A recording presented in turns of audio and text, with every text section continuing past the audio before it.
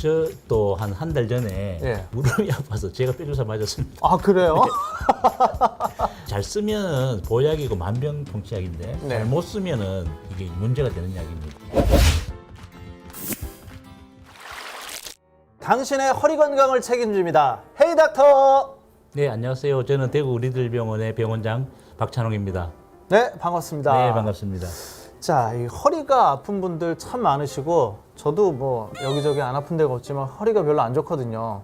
뼈주사 이런 거를 많이 맞으시는데 수술 않고 뭐 나올 수 있다 이래서 맞는데 잘못 맞으면은 오히려 당뇨병이나 신경질환이 생길 수 있다는 얘기가 있던데 이게 왜 그런가요? 저도 한 달 전에 예. 무릎이 아파서 제가 뼈주사 맞았습니다. 아, 그래요?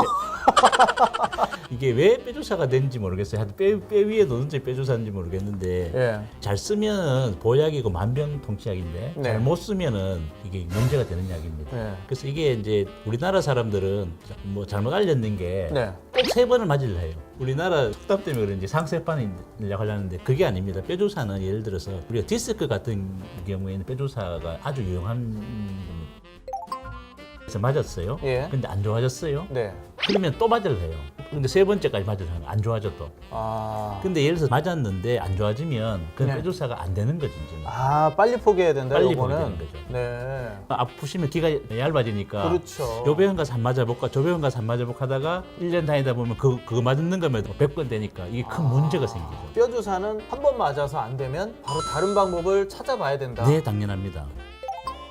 수술이 있고 시술이 있는데 만약에 병원장님 어머님이 허리가 아프시다 그러면은 수술을 하시겠습니까? 시술을 하시겠습니까? 저희 모친이 원래 이제 나이가 90이거든요.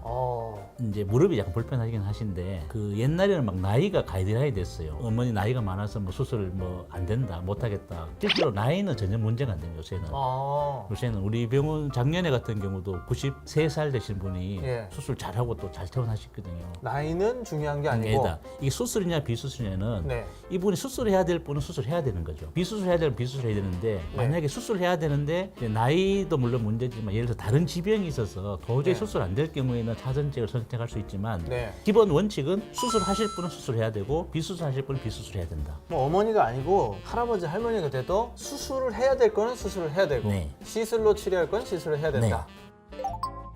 자, 그러면은 뭐 나이는 중요하지 않다고 말씀을 하셨는데 꼭 수술을 해야 되는 질환, 시술을 할 수 있는 질환 어떤 게 있을까요? 검사 기법을 다 동원해서 하는데 제일 의존하는 거는 이제 본인 증상이죠. 근데 예를 들어서 어떤 분은 이제 MRI 찍었는데 디스크가 정말 심하게 터졌어요. 뭐 사진을 보면 이건 뭐 괜찮습니까 정도인데 본인은 크게 안 아프신 거죠.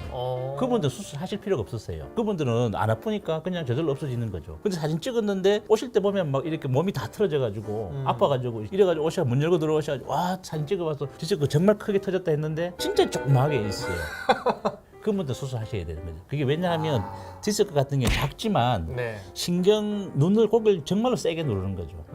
세게 눌러서 그분들은 100% 수술해야 되는데 협착증 같은 경우에는 MRI 조영술하는 그 신경의 단락이 정말로 새카맣게 단락되면 그거는 수술하시는 게 훨씬 더 좋습니다. 그래서 우리가 판단하는 걸 네. 제1번이 본인 증상이죠. 그 다음에 이런 검사들은 보조인데 네. 그 중에서 우리가 이제 협착증 같은 경우에는 조영술을 많이 의존해서 수술할지 비수술할지 아니면 약물만 치료할지 이렇게 적을 합니다. 그럼 시술은 어떤 경우에 하게 됩니까? 굳이 수술까지 안 해도 되는 경우에 예. 예를 들어서 뭐 이제 시술도 옛날에는 아까도 했지만 협착증 같은 경우에는 중간 단계가 없어서 협착증은 약 먹다가 수술, 약 먹다가 수술인데 협착증 하는 거는 가는 구멍이 이렇게 좁아진 거거든요. 예. 제가 논문을 썼는데 예를 들어서 뭐 선풍기로 치면 1단, 2단, 3단, 4단. 예. 4단은 심하게 좁아졌는 거고 이제 네. 1단은 뭐 한 정도 좁아졌는데 4단 정도는 아니면 한 구간 정도 막혀졌는 경우에는 시술해도 충분하다 이거는. 근데 이제 협착증은 한 구간만 생기는 게 아니고 여러 구간 생기거든요. 예를 들어서 예. 번호가 여기 있지만 2번, 3번 생기고 3번, 4번 생기고 4번으로 생기고 손가락을 치면은 이게 다 생기는 거죠. 마디마디. 예, 다 생기면 이거는 이제 뚫기가 우리 힘드는 거죠. 예. 그런 경우에는 수술하시는 게 훨씬 좋고 한 구간이고 3단 정도 되면 비시술로도 충분히 건출 수 있습니다.